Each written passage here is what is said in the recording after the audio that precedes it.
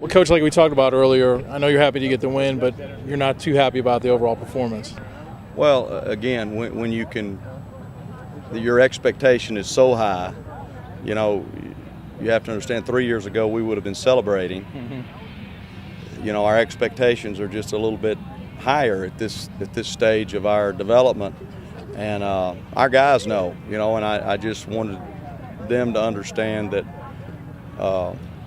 we all felt it and saw it as well.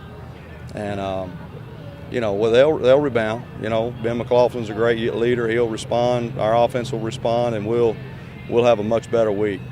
And being around coaching and teams as long as you have, you know, you just sometimes have those weeks where as a coach you can feel it coming, but it seems like you can't really stop that from happening. Well, again, you know, you can go in and have one of those games and score 38. I'm happy. You know, I'm happy that we can do that, and I'm happy that our players' expectation are at that level. You know, they understand.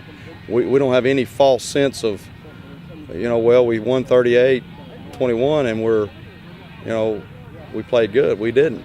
And they understand that. But, you know, the other side of that is when you can win like that, having one of those days, that tells you that, you know, you've got your program to a place that the expectations are where they need to be.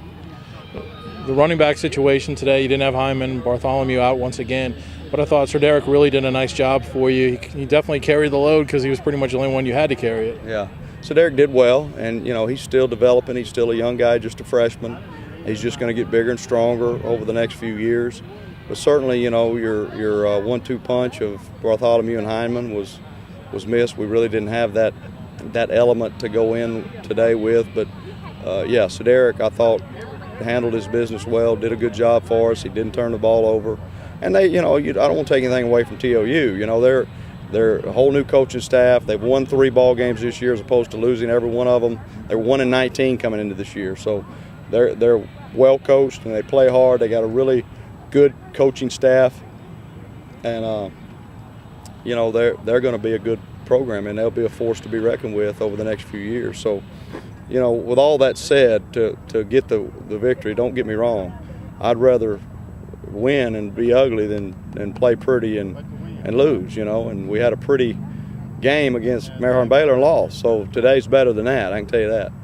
Let's talk about your final 2 games coming up starting next week with McMurray. It was a pretty intense game last year, and I know you'll be expecting just as much this year going to their place.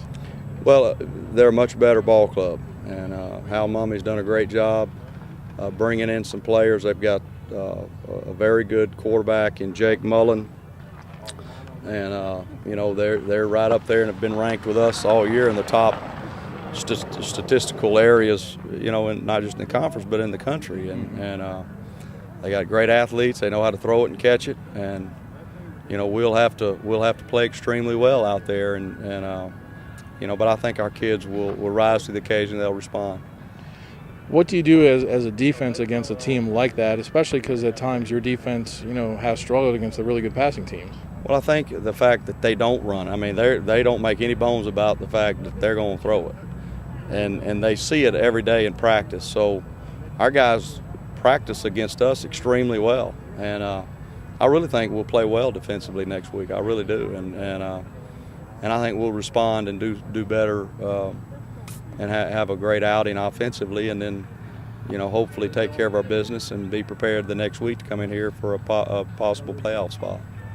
Some might write it or talk about it being kind of the matchup of the quarterbacks, but you know Ben will play well, but it's going to take more than just one player on either team to win that game. Oh, absolutely, and Jake Mullen is surrounded by very talented, skilled people, as Ben is, and you know, it'll be a chess match, and trying to get the ball in our guys' hands, and you know, doing some things to try to keep their offense off the field. You know, with our ability to run the ball, there'll have to be some game management where we do some things to try to keep them off the field as well, because they're going to get theirs. They're going to get big plays, and they're going to do some things, you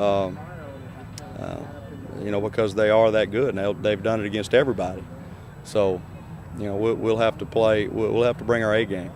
Final question, you know, off that disappointing loss to Mary Hardin Baylor, you kind of didn't really know, you know, how the rest of the season would go, but now here we are, 2 games left, and this team is in still the position that it wanted to be, at least with a chance to maybe look at making the playoffs.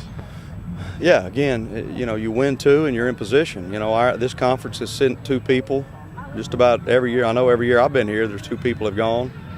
And so we'll see. It'll just be in the hands of pollsters. We can't worry about that. We got to take care of what we can worry about and take care of what we can take care of, you know, between the stripes, and then, you know, let the chips fall where they may. So It'll be fun, I know that. yeah, we're excited. We're excited. We are in position that our kids have something to look forward to.